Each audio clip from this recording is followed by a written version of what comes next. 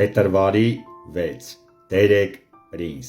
Օրվա խոսք Ինչ է նշանակում սրբագործումը Հիսուսի արյամբ ես սրբագործված եմ, դարձել եմ սուրբ, առանձնացվել եմ Աստծո համար։ Սրբագործումն այս աստվածաբանական երկար բառերից հաջորդն է։ Եկեք պարզաբանենք այս բառը։ Սրբագործել բառն անմիջական կապ ունի աստվածաշնչյան բնագիր լեզվի սուրբ բառի հետ, այնպես որ սրբագործել նշանակում է սուրբ դարձնել։ Հայերեն սրբագործում բառը կապ ունի սուրբ բառի հետ։ Սրբագործումը մի ընթացք է, որով մի բան սրբում և սրբանում է։ Դրա համար Հիսուսն էլ որպեսզի բունիր արյունով ժողովրդին սրբի, դռան դրսի կողմում չարչարվեց։ Եբրայեցիների 13:12 Հիսուսը քաղաքից դուրս տարվեց որպես մեղքի համար զոհ։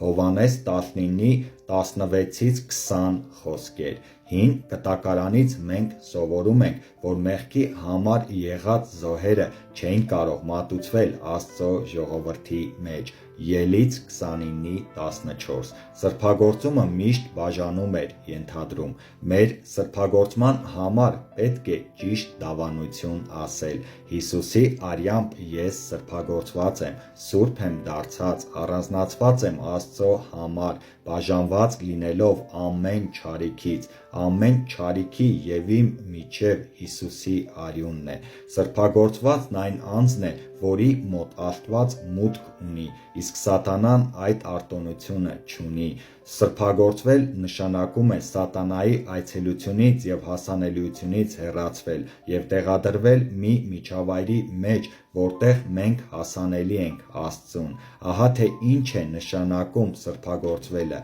սուրբ դառնալը, Աստծո համար առանձնացված լինելը։ Սիրելիներս, եկեք մի փոքր աղոթքով եզրափակենք մեր օրվա խոսքը։ Շնորհակալություն Տեր Հիսուսի արյան համար։ Ես հռչակում եմ, որ Հիսուսի արյամբ ես սրբագործված եմ, դարձել եմ սուրբ, առանձնացվել եմ Աստծո համար։ Ամեն։